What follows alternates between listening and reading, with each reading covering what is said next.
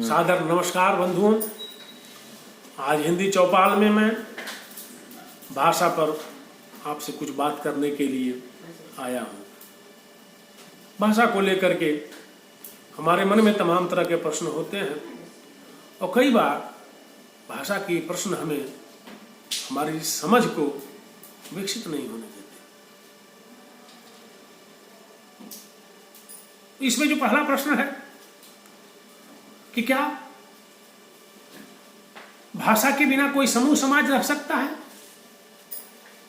क्या भाषा विहीनता किसी जीवमान सत्ता में संभव है? इस तरह के तमाम जो प्रश्न हैं, इनका एक ही उत्तर है, नहीं। कोई भी यदि जीवंत या जीवमान सत्ता है तो उसकी अपनी भाषा होगी। प्रकृति में विद्यमान जितनी भी जीवमान सत्ताएं हैं, उनकी अपनी भाषा होती है। तभी तो हमारे ऋषि मुनि पशु पक्षियों से, वृक्षों से, पर्वतों से, समुद्र से, नदियों से संवाद कर लेते थे। यानी यदि व्यापक स्तर पर देखा जाए तो भाषा विहीनता, भाषा के बिना कोई भी प्रकृति का जीवमान सत्ता विद्यमान नहीं हो सकती। तो प्रश्न उठता है कि क्या भाषा का अध्ययन हम इसी रूप में करें? तो इसका भी एक ही जवाब है, नहीं। हमें भाषा को इस रूप में भी समझने की जरूरत नहीं है। भाषा का आयाम बहुआयामी है। इसका भाषा बहुआयामी है, लेकिन भाषा की इस बहुआयामिता से हमारी जो भाषा है उसकी समझ विकसित नहीं हो सकती। लेकिन हम भाषा विहीनता को स्वीकार भी नहीं कर सकते। यानी सिर्फ हमारी भाषा है, अन्य किसी की भाषा नहीं है, यह भी बात उतनी ही असत्य है जितनी कि यह कहना कि भाषा के बिना हम रह सकते हैं। तब प्रश्न उठता है, या दूसरा प्रश्न उठता है कि क्या कोई भाषा श्रेष्ठ और कोई हीन भाषा हो सकती है क्या? इसका भी उत्तर है, नहीं। भाषा न तो श्रेष्ठ होती है न हीन होती। ऐसा क्यों है? जब इसकी हम चर्चा करते हैं तो हमारे सामने एक एक तत्व, एक एक परत दर परत बात खुलती चली जाती है। भाषा है क्या? यह मौलिक प्रश्न हमारे सामने उपस्थित होता है। तो भाषा क्या है?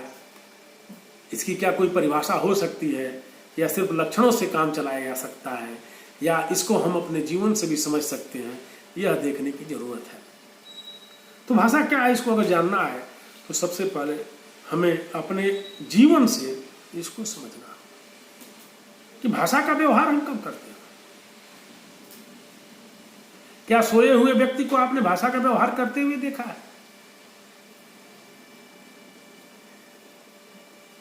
आपने जब भी भाषा का व्यवहार किसी व्यक्ति को करते हुए देखा होगा तो आप पाते होंगे कि किसी न किसी तरह का वो संप्रेषण कर रहा है। कई बार आप भाषा का व्यवहार एक अकेले व्यक्ति को करते हुए भी पाते हैं। नाटक की भाषा में उसको हम एकालाप करते हैं, लेकिन वह एकालाप भी बिना संप्रेषण के संभव नहीं। यानी उस एकालाप में भी होता यद्यपि एक व्यक्ति है, लेकिन उसमें भी एक संप्रेषण होता है। यानी जो बातें या जो भाषिक उच्चार या जो ध्वनियां उस एकालाप में उस पात्र के मुख से निकलती हैं, वो किसी न किसी अर्थ का संप्रेषण करती हैं। तो मैं कहूं कि सामान्य समझ पे, सामान्य व्यक्ति के समझ पर यदि भाषा को देखा जाए तो भाषा हमारे संप्रेषण का माध्यम है। अब प्रश्न उठता है कि क्या भाषा को इतना रिड्यूस करके, इतना सीमित करके देखने से बात बनेगी क्या? क्या भाषा को इतना संकुचित अर्थ में सिर्फ संप्रेषण के रूप में देखा जाए तो पूरी भाषा को हम समझ सकते हैं क्या? तो हम पाते हैं कि जब हम संप्रेषण की बात करते हैं तो संप्रेषण भी बहुआयामी है। जब हम किसी विचार का, किसी भाव का, किसी विवरण का, किसी वृत्त का, किसी चित्र का जब हम संप्रेषण कर रहे होते हैं तो सिर्फ उसमें रेखांकन नहीं होता, शब्दों की रेखाएं नहीं होती हैं सिर्फ। क्यों?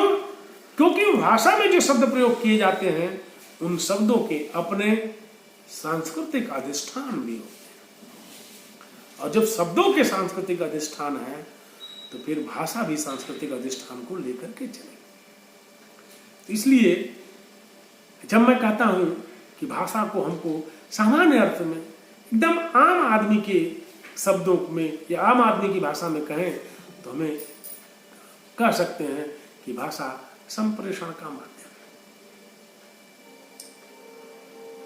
अब प्रश्न उठता है, इस संप्रेषण को कैसे समझा जाए, या इस संप्रेषण में भाषा के इतने रूप कैसे आ गए? तो यह एक बड़ा महत्वपूर्ण प्रश्न है। भाषा के दो स्तर होते हैं, एक वे ध्वनियां जिनका उच्चार हम करते हैं, और दूसरा वे अर्थ जो संचरित होते हैं, जो जिनका संबंध होता है। यानी भाषा के दो स्तर हैं, एक मौखिक या जो भौतिक ध्वनियां मुंह से निकलती हैं वो, और दूसरा उन ध्वनियों के सापेक्ष, उन ध्वनियों के समानांतर, उन ध्वनियों के साथ जो अर्थ की छवियां जाती हैं। इस तरह से हम देखें तो भाषा का एक आयाम बनता है। अब एक अगला प्रश्न है, बड़ा महत्वपूर्ण प्रश्न है, ये जो अर्थ की छवियां हैं और भाषा में जो संकेतक जिनको हम कहते हैं, जो भौतिक ध्वनियां हैं, कह सकते हैं कि जो भाषिक उच्चार है, यानी मुंह से जब हम कुछ बोलते हैं तो हमारी वागेंद्रियों द्वारा जो ध्वनियों की, ध्वनि प्रतीकों की व्यवस्था निकलती है, उसमें और अर्थ के बीच कोई संबंध है क्या? हिंदी भाषाभाषी इस संबंध को यादृच्छिक मानते हैं। भाषा विज्ञान में इस संबंध को यादृच्छिक माना गया। क्यों? क्योंकि आप देखते हैं कि एक ही अर्थ के लिए भिन्न भिन्न भाषाओं में भिन्न भिन्न ध्वनि प्रतीकों की व्यवस्था है। हम अर्थ लें पानी, पानी को जल भी कहते हैं, पानी को वाटर भी कहते हैं। यानी पानी, जल और वाटर ध्वनि प्रतीकों के ये तीन संरचनाएं एक अर्थ पाने के लिए प्रयोग में लाई जाती है। इसका मतलब ये हुआ कि ये जो ध्वनि प्रतीकों की व्यवस्था है और जो अर्थ है, इनके बीच यादृच्छिक संबंध है, एक माना हुआ संबंध है। यह माना हुआ संबंध कैसा है? किसी भाषा समूह द्वारा, किसी भाषा के व्यक्तियों द्वारा, किसी भाषा समाज द्वारा इन ध्वनियों और उसके अर्थ के बीच जो मान्यता प्राप्त संबंध है, उसी को हम यादृच्छिकता के नाम से जानते हैं। तो बंधुओं, आज हम जब बात कर रहे हैं कि भाषा संप्रेषण का माध्यम है, तो मेरा बहुत साफ मानना है कि इसमें हमें कहीं से दो राय नहीं रखनी चाहिए। यह संप्रेषण की क्रिया जहां होती है वहां भाषा होगी, और इसी कारण से हम भाषा की व्यापकता की भी चर्चा करते हैं। आप यदि ध्यान दें, अपने अतीत में जाएं तो हमारे यहाँ ऋषियों और मुनियों का संवाद प्रकृति के विभिन्न आयामों से सीधा होता है। पशु पक्षियों से संवाद कर लेते थे, वृक्षों से संवाद कर लेते थे, पर्वतों से संवाद करते थे, समुद्र से संवाद करते थे, नदियों से संवाद करते हैं।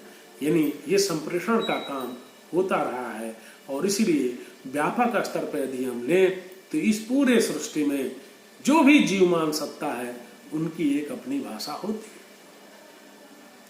क्यों? क्योंकि इन जीवमान सत्ताओं के बीच आपस में संप्रेषण होता है, और जहाँ संप्रेषण है वहाँ भाषा है।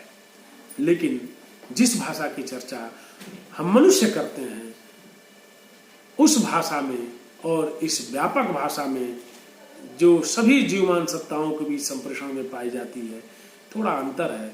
और आज हम जब भाषा की बात करते हैं तो हमारा मकसद कहीं न कहीं से इसको पूरी तरह से श्रेणीकृत कर देना, इसको कोडीकृत कर देना है, इसको एक संकुचित करके हम ले आते हैं कि हम भाषा की बात जब करते हैं तो हमारा अर्थ होता है मनुष्यों की भाषा, मानव की भाषा।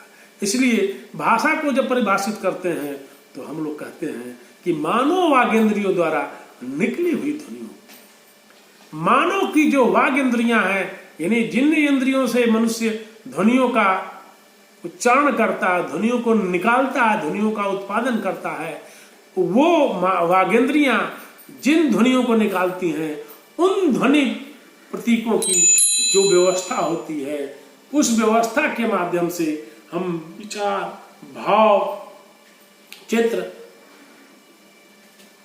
किसी घटना, किसी चीज का भी संप्रेषण जब हम करते हैं तो उसको हम भाषा के रूप में समझते हैं। बंधुओं, मुझे लगता है कि आपके मन में थोड़ी थोड़ी बातें खुलने लगी हुई कि भाषा क्या है, लेकिन इतने मात्र से भाषा की हमारी समझ नहीं विकसित होगी, क्योंकि कई बार ये बातें हमें उलझा देती हैं। एक व्यापक आयाम जिसमें पशु पक्षी प्रकृति की भाषा, और दूसरा एक संकुचित आयाम जिसमें हम सिर्फ मनुष्यों की भाषा की बात करते हैं। बंधुओं, अगर कोई अध्ययन करना चाहे तो पशु पक्षियों की भाषा, या कह सकते हैं प्रकृति के विभिन्न जीवमान सत्ताओं की भाषा पर काम कर सकता है, लेकिन उस भाषा की चर्चा एक अलग विषय है। आज हम जिस भाषा की चर्चा करते हैं वो मानव समुदाय की भाषा के बारे में बात करते हैं। अब जब मानव समुदाय की भाषा के बारे में बात करते हैं तो हम देखते हैं कि अलग अलग मानव समूहों की भाषा अलग अलग होती है। अब ये भाषा अलग कैसे होती है, यह एक अगला प्रश्न खड़ा होता है। भाषा के विभिन्न आयाम कैसे खड़े होते हैं, यह अलग प्रश्न है। एक बात की मैं चर्चा करके अपनी बात को आज रोकूंगा। एक छोटा सा वीडियो आपके लिए है कि जब हम भाषा की बात करते हैं और भाषा में संप्रेषण आवश्यक है। संप्रेषण किसका? अर्थ का संप्रेषण। अर्थ किसका होता है? क्रिया की होती है। बात थोड़ी सी उलझी हुई लगी होगी, लेकिन इसको मैं और स्पष्ट कर देता हूं। हम संप्रेषण किसी भाव विचार का करते हैं, यानी अगर भाव विचार वस्तु तथ्य का हम देखें तो हमारा मकसद होता है उस खास विषय वस्तु को हम अपने किसी दूसरे साथी, मित्र, परिजन, संबंधी या अन्य मनुष्य मानव के लिए उस विषय को संप्रेषित करना।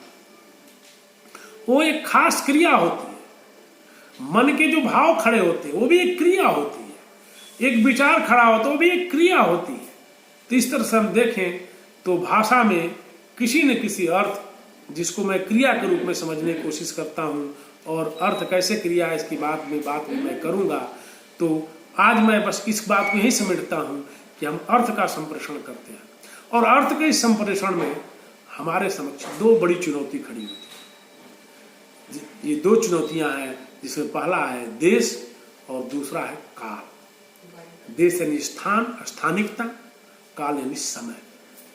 जैसे मैं अभी बात आपसे यहाँ कर रहा हूँ, मैं यहाँ बात करते हुए अपनी इस वाणी को इतनी ऊर्जा, इतनी अधिक ध्वनि नहीं दे सकता कि पूरे मोहल्ले, पूरे शहर और पूरी दुनिया को सीधा मैं संवाद कर सकूं।